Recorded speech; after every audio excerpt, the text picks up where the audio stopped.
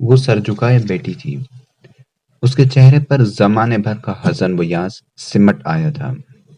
بات ہی کچھ ایسی تھی۔ اقتدار کے نشے میں چور حاکم شہر نے اس کے دل کے قرار، اس کے محبوب شوہر کو ہلاک کروا دیا تھا۔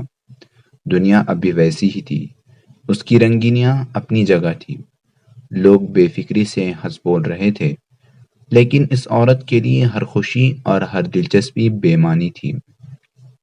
کسی نے عورت کو خبر دی، سربراہ مملکت دورے پر آئے ہوئے ہیں، تم چاہو تو ان سے فریاد کر سکتی ہو۔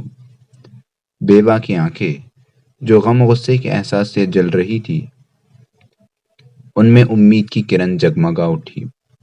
اس ظلم کو روکنا بہت ضروری ہے، اس نے سوچا، ورنہ کل کسی اور عورت کا سہاگ اجڑ جائے گا۔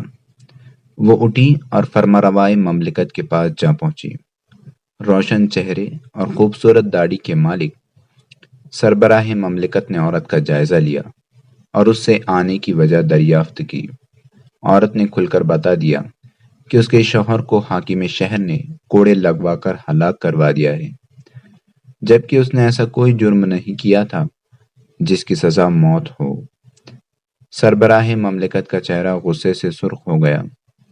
ان کا عدل و انصاف مشہور تھا، اور ان کے دور میں بے اختیار اور کمزور عوام پر یہ ظلم ڈھایا جا رہا تھا، اور انہیں اس کا علم تک نہ ہو سکا۔ انہوں نے معاملے کی فوراً تحقیقات کا حکم دیا۔ اسی وقت حاکم شہر کے خلاف تحقیقات شروع کر دی گئی۔ حاکم شہر کوئی معمولی آدمی نہیں تھے، وہ سربراہ مملکت کے قریبی عہدیداروں میں سے تھے۔ ان کے تحت 4000 سوار بھی تھے، لیکن مملکت کے فرمانروا کا حکم تھا کہ انصاف کے معاملے میں کسی عہدے، کسی رشتے اور کسی حیثیت کی پرواہ نہ کی جائے۔ تحقیقات سے الزام درست ثابت ہوا، شہر کے حاکم قتل کے مرتکب پائے گئے تھے۔ سربراہ مملکت نے اسی وقت حکم دیا، حاکم شہر کو اسی طرح کوڑے لگا کر ہلاک کر دیا جائے جس طرح انہوں نے اپنے غریب خدمتگار کو کوڑے لگوا کر ہلاک کروایا تھا۔ حکم سے سرتابی کی کسی میں ہمت نہ تھی۔ حاکم شہر کو اسی وقت لایا گیا اور مظلوم بیوہ عورت کے سامنے کوڑے مار مار کر ہلاک کر دیا گیا۔ اسی کے ساتھ ہی حکمران وقت اس پیغام رساں کی گرفتاری کا حکم بھی دے چکے تھے جسے انہوں نے شہر میں اسی غرض سے تعینات کیا تھا کہ وہ شہر کے حالات اور حکام کی کارکردگی سے سربراہ حکومت کو آگاہ کرتا رہے۔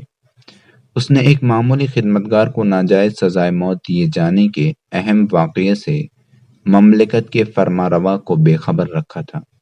اس کا یہ جرم ناقابل معافی تھا۔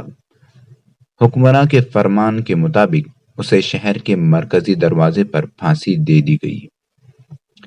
یہ برصغیر کے نامور حکمراں غیاث الدین بلبن کا انصاف تھا، جنہوں نے بدایوں کے حاکم ملک کے سیاسی مرتبے کی پرواہ کیے بغیر انہیں ایک سنگین جرم کی پاداش میں سزائے موت دے دی تھی۔